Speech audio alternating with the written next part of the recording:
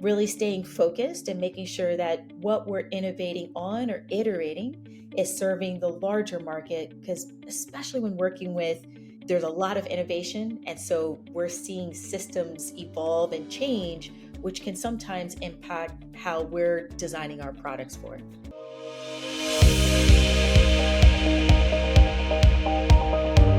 Hey, welcome back to the show, and I am so excited today because this is one of those awesome entrepreneurs who starts something that is sustainable, it's cool, it's technical. Tinia, will you please tell us who you are and what problem are you setting out to solve with your company?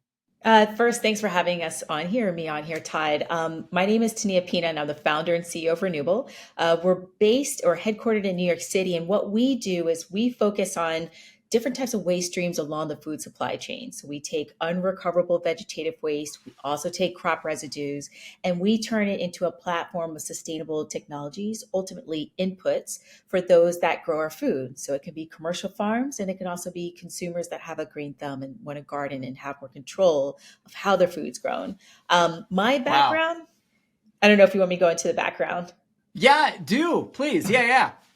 So my background is, I majored in IT from Virginia Tech, and really it was just having this kind of personal passion for what I was starting to see when I was I'm a really just a very fast reader, and I love to just witness Oh, what's happening around the world.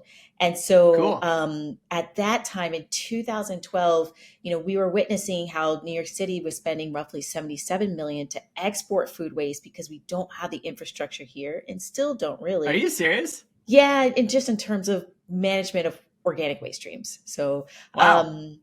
that then kind of inspired me based on how much waste was being consumed and the lack of infrastructure to handle it. And what I was also seeing as a pro bono prep SAT teacher at Thurgood Marshall was a volunteer program management course that I did on Saturdays with kids Uh-huh. from 8 a.m. until 3 p.m. My goal was to help them be as prepared for their SATs as possible. But at the end of the Right. day, and I don't know if you witnessed the same, at the end of the day, really depending on the type of food that you're nourishing yourself with is going to Yeah. give you it impacts your productivity, your Oh, retention, 100%. how well Yeah. you're doing.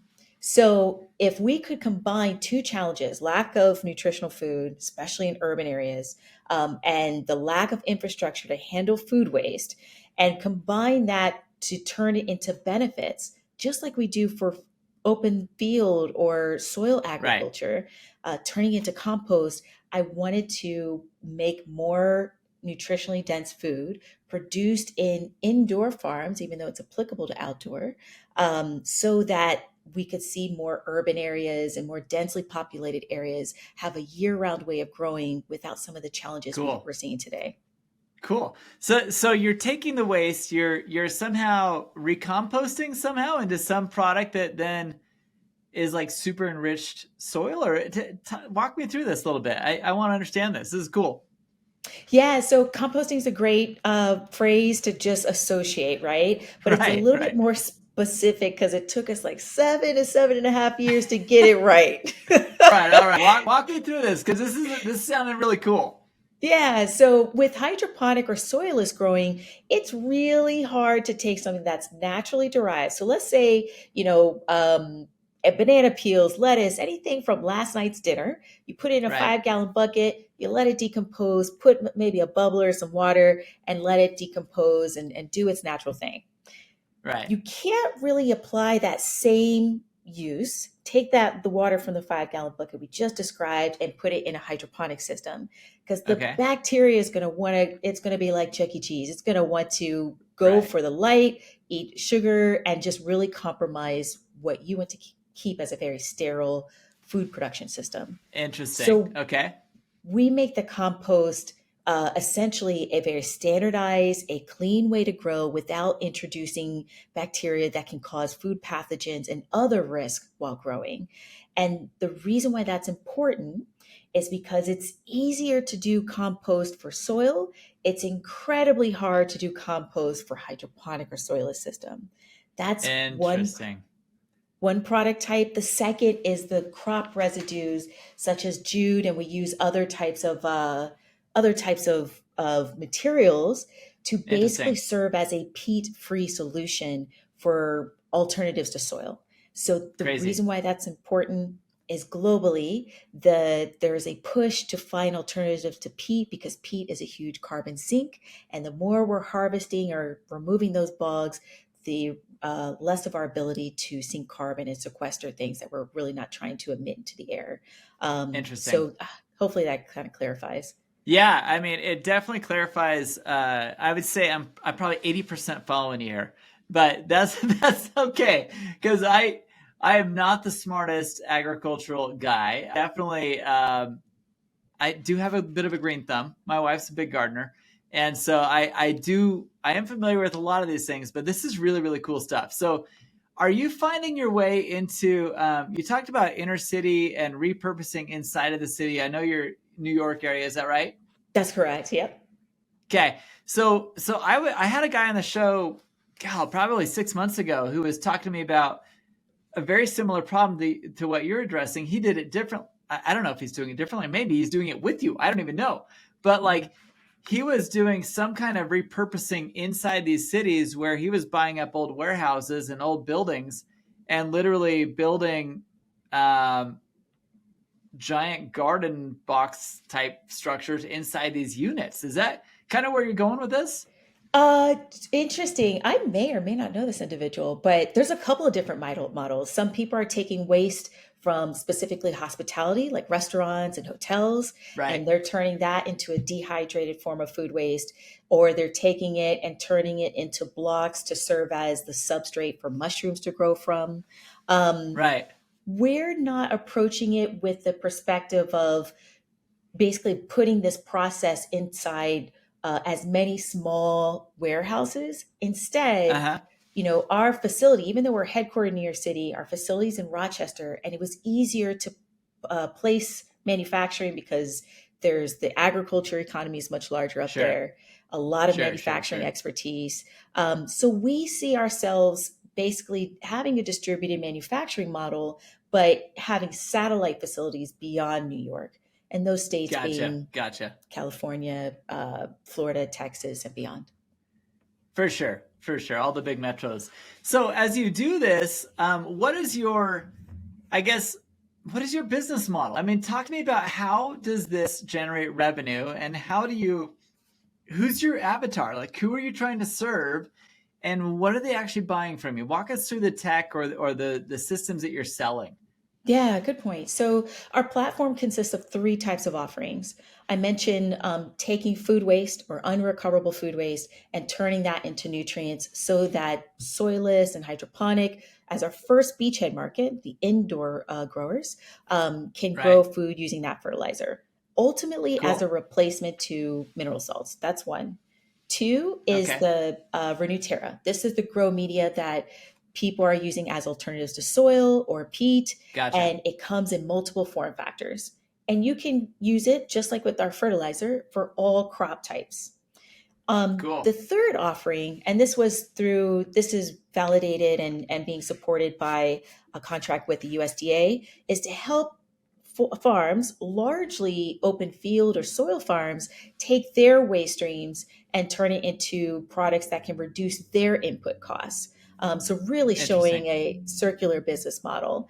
That has been Okay. something that you'll see more information about in 2024. So, Cool. our expertise is really taking waste streams, predominantly organic or only organic, and turning it into consumables for growing food. And Okay. what's proprietary and what our business model is the scalability of producing, X product from X waste stream. Our Sure. Sure. expertise can work with multiple types of waste streams. So Interesting. oftentimes who we sell to, it's made of like three customer segments. It's Sure. B to B to C. So you have, like, for example, the Scott's Miracle Grows, the farm stands that have an indoor garden system, they would buy Right. our grow media and the fertilizer in some cases to sell to their Cool. consumers. We also Cool. sell to resellers And that they sell the white label this somehow, or is it kind of a white label deal, or is it good just question. direct through you? Good question. Sometimes there's the interest in white labeling. Sometimes Uh-huh. most of the times, I should say, it's often co-branded. Cool. Yeah. Cool. And then the last group is the B2B, which is purely us selling to commercial farms. So the great thing about our business model is, we can be versatile based on the waste, which gives us the flexibility to develop different types of products. So there's always a continuous loop of innovation. The challenging thing, how it has always been, is really staying focused and making sure that what we're innovating on or iterating is serving the larger market, because especially when working with, I think in this field, like controlled environment agriculture, there's Right. a lot of innovation, and so we're seeing systems evolve and change, which can sometimes impact how we're designing our products for. I want to thank you so much for listening to this episode, but I also want to take just a few seconds to let you know about a project that we've been putting together for the last several months, and we're finally launching it, called the Captain's Council. You see, as a CEO or operator of a business, it can feel like you get stuck in your own head a lot of the time. You get challenges that you don't know how to resolve. You get people causing problems in your leadership team that you don't know how to resolve. And it's so hard to overcome those things by yourself. You don't have to anymore. Join the Captain's Council. Captain's Council is a group of other CEOs and operators and owners of businesses where we come together once a month for several hours to discuss the biggest challenges you're facing. You express to the council of 8 to 10 people about what's going on. Where do you feel stuck? And these other people are in the same boat as you. They're running and operating their own businesses. They're your peers. They help you kind of dissect what's happening and help you see things that you may not have seen all by yourself. If you don't have a good, strong network of people around you, come join the Captain's Council. This is going to be something that will change the way you run your business and open your eyes to opportunities that you have never seen without the help of your peer group. Come check it out, captainscouncil.com. Sure. Yeah, no doubt about it.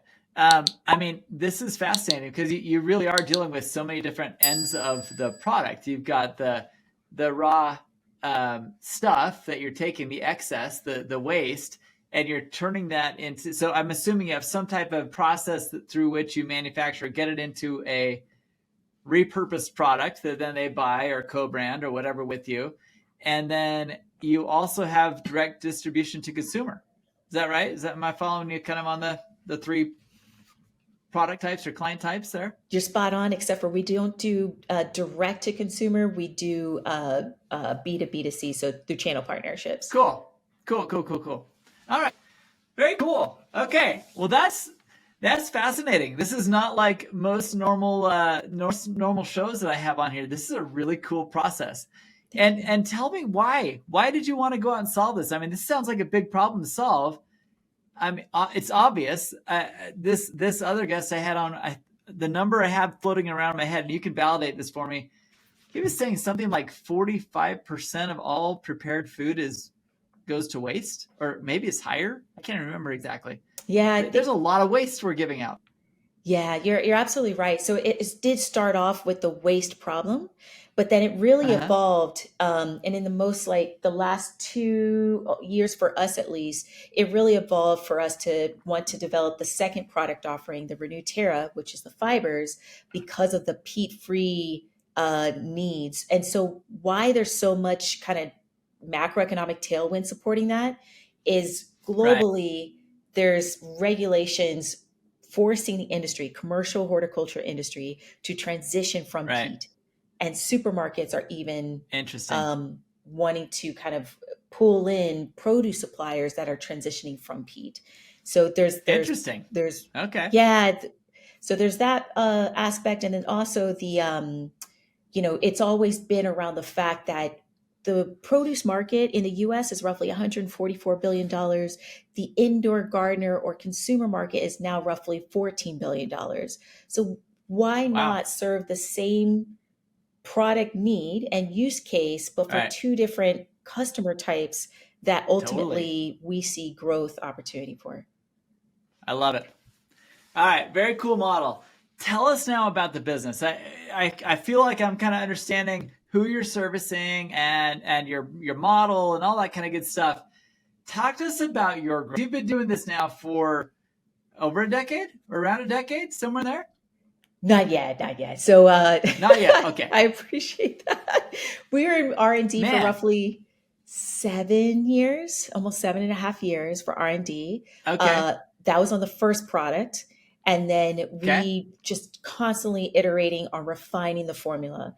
In the last year Love and a it. half, we developed the Renew Terra product, the fiber, and that Okay. really is a sales volume leader for us. So still Cool. today, we're venture back. We've raised 9.2 million. A lot less than half is actually dilutive. Uh-huh. So we've done an Cool. incredible job raising on grants as well because of the priorities we are Cool. relevant to.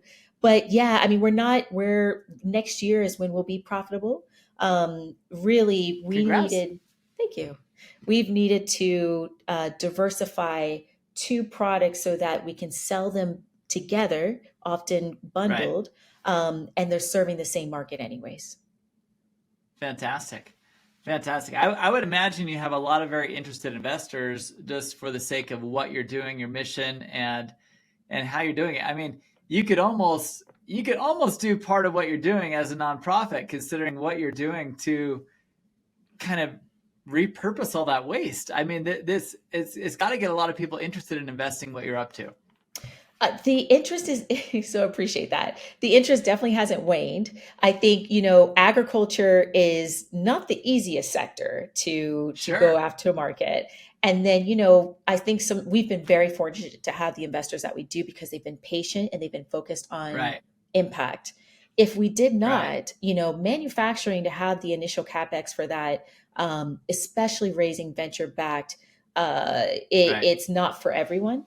So Right. it's not that we've spent not even more than $400,000 on capex, and not to say that that's not a lot of money, but Right. it takes certain types of investors that are willing to invest in manufacturing.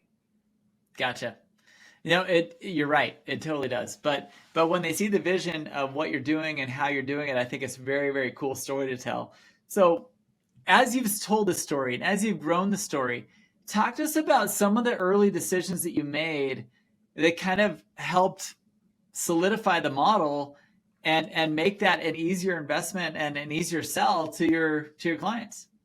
Yeah, great question. And I would include investors within the same category as clients. Sure. So to our Sure. investors, we proved out the first product was the nutrients.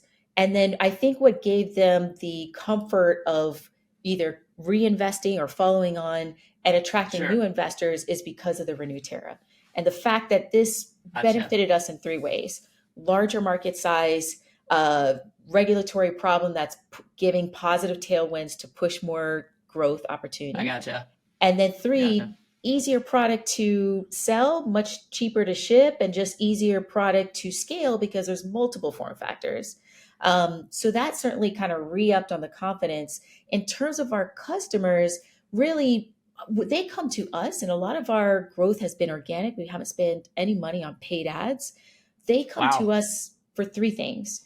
They like what we're doing and how we've kind of developed this thought leadership and category around it, creating Uh-huh. a platform of sustainability that they're not seeing from other brands or just haven't been done. Right.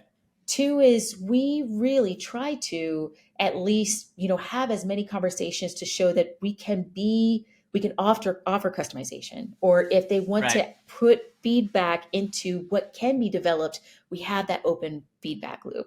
And then Right. Right. two is a lot of their customers and their customers being retailers like Whole Foods or wholesale Sure. produce distributors or direct to consumers.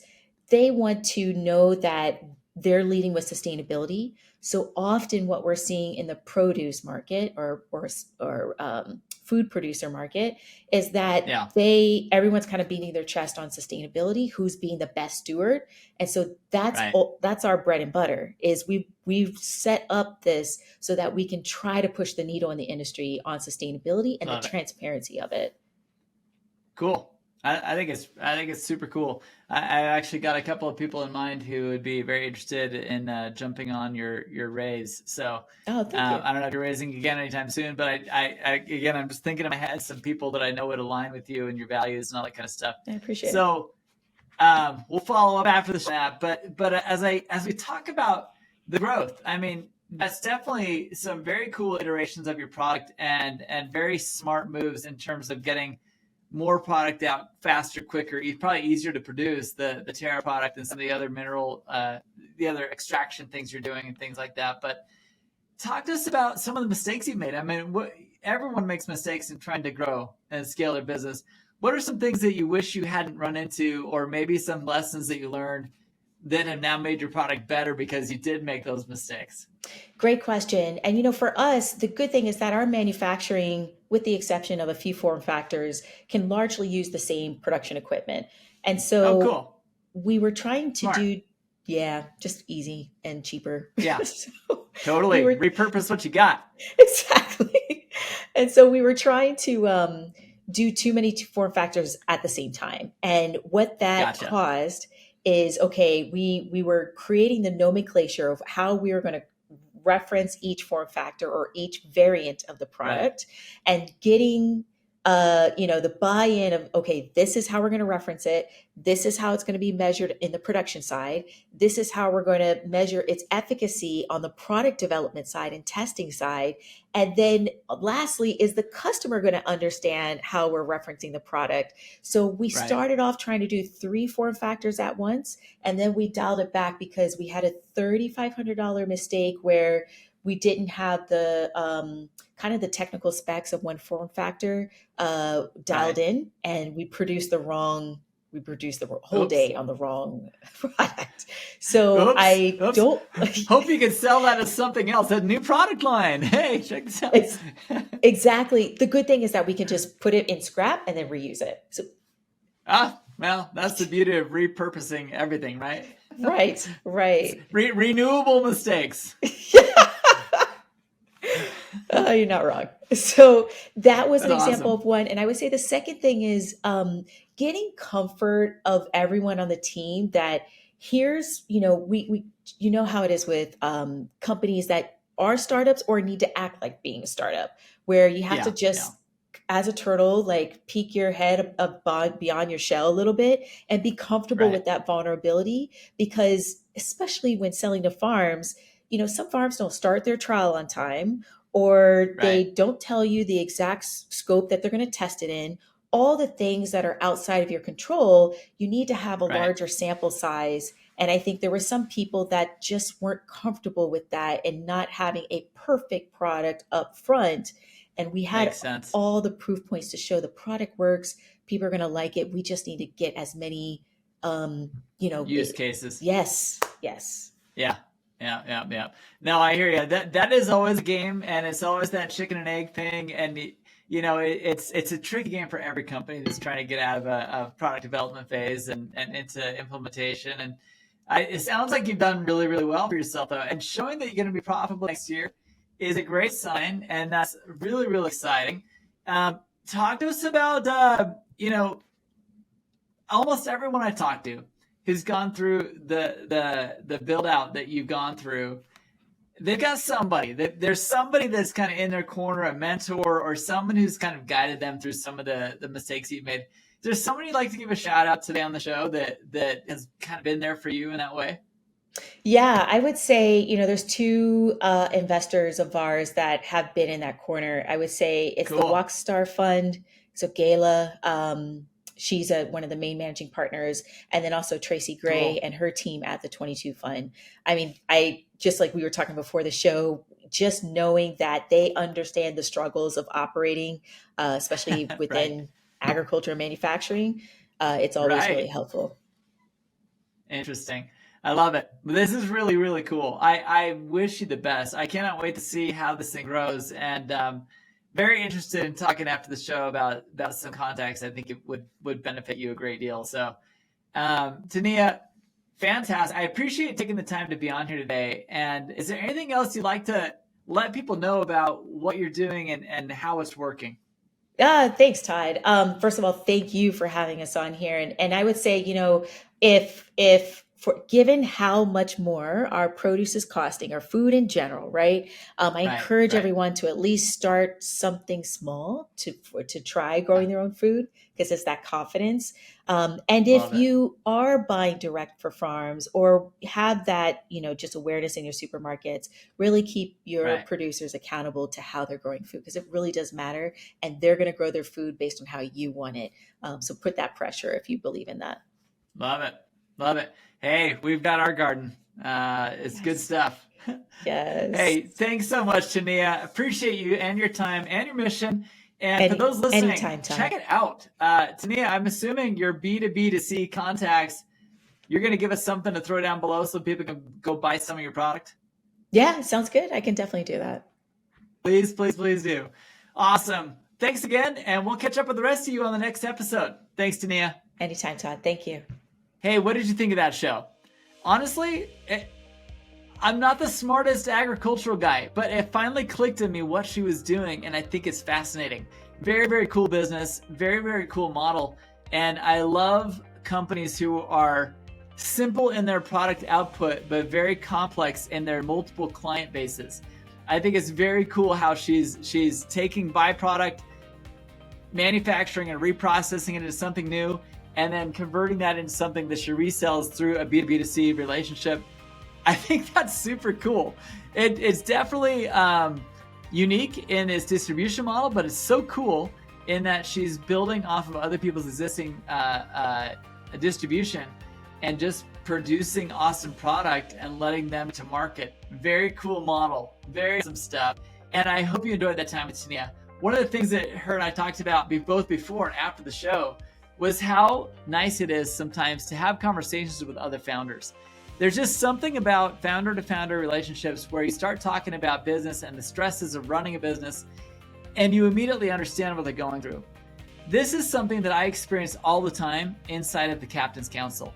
If you haven't heard about Captain's Council, that is a place you need to check out. If you are a founder, CEO, or someone operating a business entity, you need to check out captainscouncil.com. It is, imagine just building your own advisory board of active CEOs and founders. People that are currently in the throes of running their business, telling you, oh my gosh, I'm dealing with that right now. Oh my goodness, the war is affecting me this way. Oh my gosh, elections are coming up and it's killing my business. Whatever is going on in the environment right now, chances are these are the CEOs going through the same thing. And it is so nice and so refreshing to have those other voices in your head, helping you identify what you should and shouldn't be focusing on right now, given market conditions, and how you can grow through them.